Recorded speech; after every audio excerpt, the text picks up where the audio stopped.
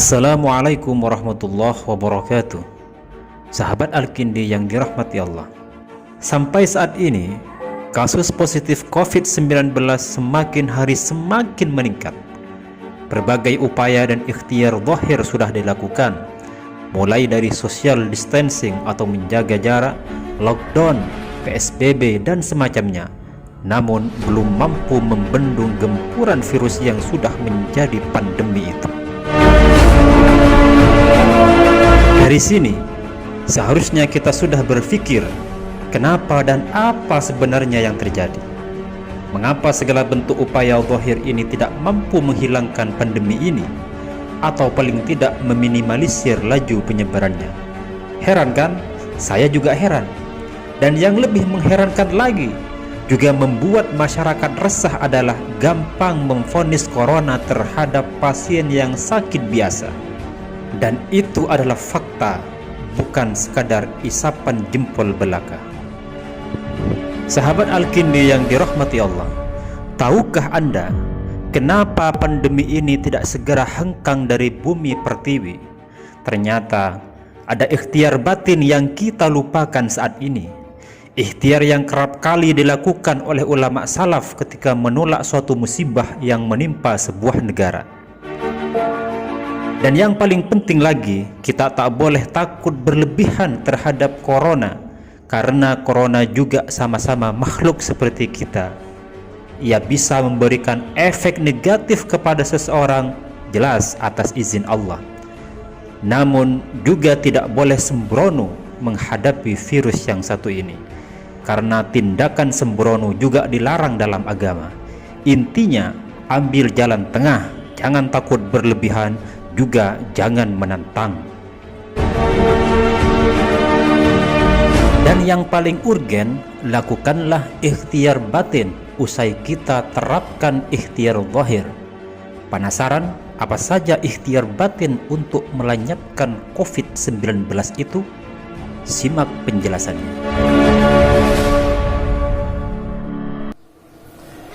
Bismillahirrahmanirrahim. Termaktub dalam kitab Syu'abul Iman karya Al-Imam Al-Baihaqi, ada hadis seperti ini terkait dengan masalah ikhtiar zahir yang harus kita lakukan untuk membendung laju penyebaran COVID-19. Bismillahirrahmanirrahim. Akhbarana Abu Tahir Al-Faqih, akhbarana Hajib bin Ahmad, haddatsana Abdurrahman bin Munib, haddatsana Mu'ad bin Khalid an Salih an Ja'far bin Yazid wa Aban wa Thabit an Anas bin Malik qala sami'tu Rasulullah sallallahu alaihi wasallam qala yaqulu Allah azza wa jalla inni la ahummu bi ahli al-ardi 'adzaban fa idza nadartu ila umari buyuti al-mutahabbina fiyya wa ila al-mustaghfirina bil ashar saraftu anhum. Diriwayatkan dari Abu Tahir meriwayatkan dari Hajib bin Ahmad, Ahmad dari Abdurrahman bin Munib, Ahmad dari Abdurrahim bin Munib, dari Mu'ad bin Khalid, dari Saleh, dari Ja'far bin Yazid, dan Aban dari Sabit dari Anas bin Malik. Anas bin Malik mendengar langsung dari Rasulullah bahwa Rasulullah sallallahu alaihi wasallam bersabda, yaqulullah azza wa jalla, Allah subhanahu wa ta'ala berfirman dalam hadis qudsinya, inni la ahummu bi ahlil ardi adzaban, aku bermaksud menimpakan siksaan, menimpakan bencana terhadap penduduk bumi. Fa idza nadartu ila ummari buyuti al mutahabbina fiyya, namun ketika aku melihat orang-orang yang memakmurkan rumah-rumahku atau memakmurkan masjid, al-mutahabbina fiyah, yang saling cinta, yang saling kasih mengasihi karena saya, kata Allah. Juga wa ilal mustaghfirina bil ashar, dan melihat kepada orang-orang yang bangun di sepertiga malam, yaitu di waktu sahur, memperbanyak membaca istighfar, saraftu anhum, maka aku palingkan azab atau siksaan atau bencana itu dari mereka. Nah, sahabat Al-Kindi yang dirahmati Allah, terkait dengan masalah hadis ini ada penjelasan seperti ini dalam beberapa kitab karya ulama. dalam menyarahi atau mengomentari hadis tersebut. Bismillahirrahmanirrahim. Umarul buyut taqaddamal kalamu alaihi qablu. Maksud umarul buyut ini sudah dijelaskan pada bab sebelumnya, yaitu maksud umarul buyut yang memakmurkan rumah-rumahku. Maksud rumahku di sini adalah masjid. Jelas karena masjid adalah Baitullah. Dan yang dimaksud dengan umarul buyut, orang-orang yang memakmurkan masjid adalah orang-orang yang senantiasa mulazamah dengan masjid, mutaraddiduna ilaihi, mundar-mandir dari rumahnya ke masjid, dari rumahnya ke masjid, mengisi masjid dengan hal-hal ibadah, dengan iktikaf, dengan istighfar, mengaji, mengkaji, salat berjemaah, salat sunnah, dan hal-hal positif lainnya. Itu yang dimaksud dengan umarul masjid. Wahum al-musalluna fil masajid. Mereka adalah orang-orang yang senantiasa salat berjamaah di masjid. Al-muhafiduna ala sholawat fil jamaat, yang senantiasa melaksanakan solat-solat dengan cara berjamaah. Nah, jelas tetap kalau dalam masalah ini tetap harus menjaga jarak. Cuma jangan sampai masjid itu kosong, apalagi masjid itu ditutup.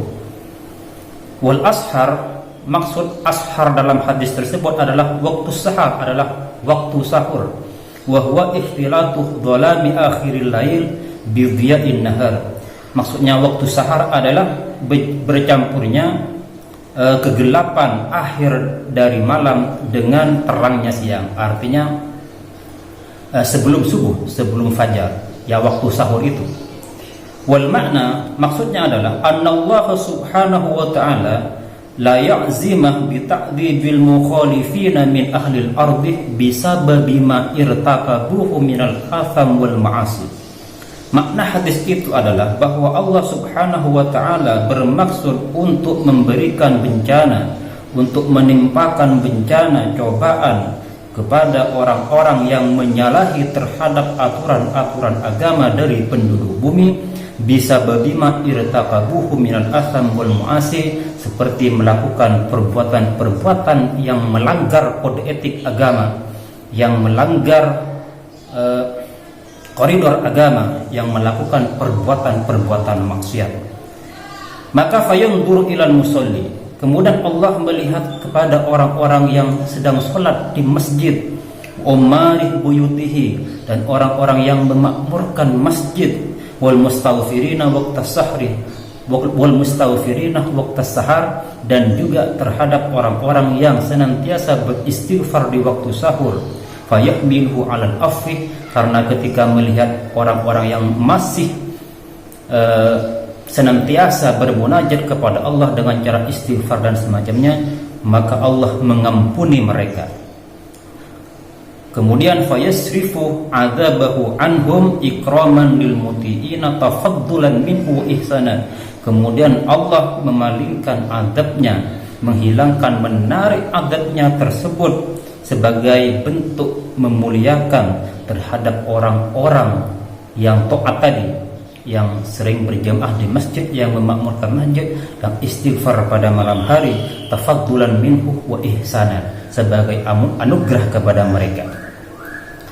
Jadi dari sini kemudian kita bisa mengambil kesimpulan bahwa COVID-19, ikhtiar batin untuk menghilangkan COVID-19 ini, setelah kita melakukan upaya-upaya ikhtiar zahir, maka ikhtiar batinnya adalah pertama dengan memakmurkan masjid. Jangan sampai masjid itu sepi, apalagi sampai digembok sehingga tidak bisa orang sholat di dalamnya. Dan juga yang kedua, COVID-19 itu bisa dilenyapkan dengan cara memperbanyak istighfar kepada Allah subhanahu wa ta'ala. Kita meminta ampun kepadanya, karena setiap dosa yang kita lakukan itu menyebabkan sebuah bencana yang diberikan kepada Allah kepada kita. Sahabat Al-Kindi yang dirahmati Allah, dalam kitab Faidul Qadir karya Imam Al-Munawi juga dijelaskan, innallaha ta'ala yaqulu inni la'ahummu bi ahlil ardi adzaban, bahwa Allah subhanahu wa ta'ala bersabda bahwa saya akan menimpakan sebuah bencana, sebuah siksaan, sebuah pandemi terhadap penduduk bumi. Contohnya kakohtin seperti paceklik, wajuin dan kelaparan, wafitanin dan beberapa fitnah tujibu qatran yang menyebabkan terjadinya huru hara, pembantaian di mana-mana, wa nahwi dzalik dan yang lain sebagaimana pandemi ini. Fa idza nadartu ila ummari buyuti, namun ketika saya melihat terhadap orang-orang yang memakmurkan rumah-rumah saya, ay ummaril masajid allati hiya buyutullah, yaitu masjid-masjid yang memang merupakan baitullah, rumah Allah, diramaikan, dimakmurkan dengan apa? Bidzikrih, dengan cara memperbanyak berzikir di masjid, wa tilawah dan membaca Al-Qur'an, wa sholat dan melaksanakan sholat, wa anwa'il ibadat dan beberapa ibadah-ibadah yang lain, wal mutahabbina fiyya dan melihat terhadap orang-orang yang saling kasih mengasihi antara orang mukmin, antara orang Islam karena saya, kata Allah, bukan karena hal-hal yang lain. Aili ajli la li gharadin dunyawiyyin, saling mencintai, saling mengasihi, saling menyayangi karena saya, karena Allah, bukan karena maksud duniawi. Wal mustaghfirina bil ashar, dan juga orang-orang yang senantiasa beristighfar pada waktu sahur, sepertiga malam terakhir. Ay at-talibina minallahi al-maghfirata fiha, yaitu orang-orang yang meminta memohon ampun terhadap Allah dalam waktu sahur. Maka soraftu adzabi anhum, maka aku palingkan siksaan bencana pandemi itu dari mereka. Ay an ahlil ardi, dari penduduk bumi di mana pandemi itu ada. Karena apa? Ikraman lihaulai, sebagai tanda memuliakan terhadap orang-orang tersebut, yakni yang memakmurkan masjid dan memperbanyak membaca istighfar pada waktu sahur. Dalam pembahasan gramatikanya, dalam redaksi hadis tadi yang terakhir, wasoroftu adzabi anhum, di situ ulama berbeda pendapat. Ada yang mengatakan, pendapat yang pertama mengatakan dhamir hum yang ada pada lafaz anhum di situ dikembalikan kepada seluruh penduduk bumi.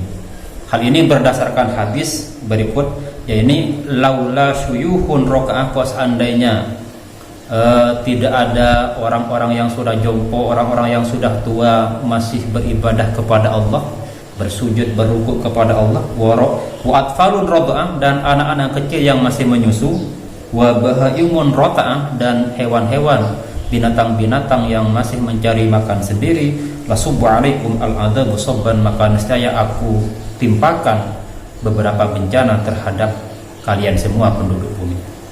Nah, berdasarkan hadis ini berarti dhamir hum dalam lafaz soroftu adzabi anhum itu dikembalikan kepada seluruh penduduk bumi. Artinya ketika ada bencana, ketika ada pandemi, kemudian masih ada saja orang yang istighfar kepada Allah, memperbanyak istighfar, kemudian mengisi masjid dengan ibadah-ibadah, maka pandemi tersebut akan dilenyapkan oleh Allah dari penduduk bumi. Nah, pendapat yang kedua mengatakan anhum di situ dhamir hum kembali kepada yang tiga tadi, yaitu orang yang memakmurkan masjid, orang yang istighfar pada malam hari, kemudian orang yang saling kasih mengasihi karena Allah. Nah, menurut pendapat ini berarti yang tidak dikenai bencana, yang tidak ditimpa bencana ketika ada bencana adalah orang-orang atau golongan-golongan yang tiga tadi. Sahabat Al-Kindi yang dirahmati Allah, dari penjelasan beberapa hadis tersebut, maka penting kiranya kita melakukan ikhtiar batin dengan cara memperbanyak istighfar, meminta ampunan kepada Allah, meminta kepada Allah agar COVID-19 ini segera lenyap dari bumi pertiwi, dan juga dengan cara memakmurkan masjid dengan memperbanyak ibadah di masjid, membaca sholawat, membaca Al-Quran di masjid. Jangan sampai masjid itu sepi, apalagi sampai ditutup. Dan juga marilah kita hilangkan rasa benci ini antara kita dengan sesama muslim lainnya. Marilah kita saling mencintai, saling mengasihi antara muslim, namun tetap karena Allah, bukan karena hal-hal yang lain. Karena bagaimanapun juga adanya bencana, adanya siksaan, adanya cobaan yang ditimpakan, yang diberikan oleh Allah kepada penduduk bumi, ini merupakan imbas dari perbuatan-perbuatan maksiat, perbuatan-perbuatan dosa yang merajalela, yang sudah terbiasa yang dilakukan oleh bangsa ini. Allah Subhanahu wa taala berfirman, "Dhaharul fasadu fil barri wal bahri bima kasabat aydin nas liyudhiqahum ba'dal ladzi 'amilu la'allahum yarji'un." Kerusakan-kerusakan yang ada di laut dan di daratan itu bima kasabat aydin nas, karena disebabkan perbuatan-perbuatan manusia.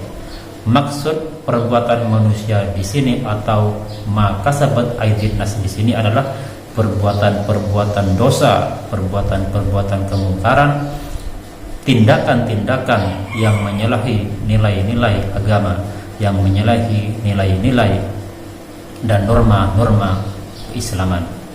Mari kita, sahabat Al-Gini yang dirahmati Allah, dari Sabang sampai Merauke, mulai dari kalangan elit dan sampai masyarakat akar rumput, mari kita galakkan membaca istighfar, memperbanyak istighfar kepada Allah, utamanya pada malam hari, utamanya pada sepertiga malam terakhir, yaitu pada waktu sahur.